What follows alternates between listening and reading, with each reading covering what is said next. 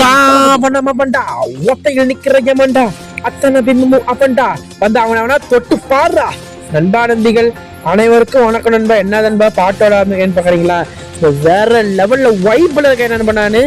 ஏன்னா வந்து நம்ம தளபதியோட நேத்து ஸ்பீச் பார்த்துருப்பீங்க நண்பா. நேத்து என்னால வீடியோ போட முடியல.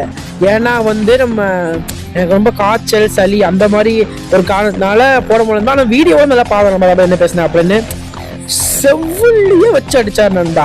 அதாவது பார்த்தோம்னா நேத்து தான் காலையில நமக்கு 5000 ரூபாய் கிரெடிட் ஆயிடுச்சு நண்பா.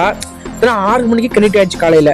ஆனா 7 மணிக்கே சொல்றாப்ல 5000 ரூபாய் இதாயிடுச்சு அப்படின்னு ஸ்டாலின் வந்து ஒரு பேட்டி கொடுக்குறாப்ல. நம்ம தளபதி மத்தியானம் சேலத்துல அதை வச்சு பயங்கரமா பேசி விட்டார் நண்பா. வேற மாதிரி நண்பா.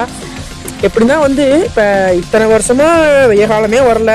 ஆனா வெய்ய காலத்துக்கு 2000 ரூபாய் கோடை விடுமுறை கொடுக்காம நண்பா. ஏன்டா யாருக்கிட்ட வந்து புழுகுறீங்க?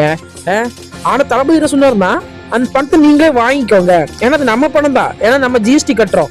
ஒரு பாலுக்கு நம்ம 1 ரூபா ஜிஎஸ்டி கட்டிட்டு இருக்கிறோம். சும்மா இல்லை நண்பா. நம்ம ஒவ்வொருத்தர் தலையில 2 லட்சம் ரூபாய் கடன் இருக்குது. சும்மா இல்லை நண்பா. அப்புறம் பார்த்தோம்னா எங்களுக்கும் வந்துச்சு 5000 ரூபாய். நான் சொன்ன மாதிரியே நாங்க எங்க பணத்தை தானே வாங்குறோம், நம்ம பணத்தை தானே வாங்குறோம். நம்ம யாருக்கு பயப்பட வேண்டியது இருக்கு? நம்ம பயப்பட வேண்டியதே கிடையாது நண்பா. அப்புறம் பார்த்தோம்னா நண்பா பார்த்து ஒரு இன்ப செய்தி நண்பா. இது இன்ப செய்தியா என்ன பண்றதுன்னு எனக்கே தெரியலப்பா. அப்படியே தலையில மேலது கீழே கிழிச்சலான்னு இருக்கேன் நண்பா. சூப்பரான ஒரு செய்தி நண்பா. என்னன்னா வந்து நம்ம சிவாஜி கிருஷ்ணமூர்த்தி இருக்கார்ல, அவரை தூக்கி ஜெயில வச்சுட்டானுங்க நண்பா. 3 வருஷத்துக்கு பையன் வெளியவே வர முடியாது நண்பா.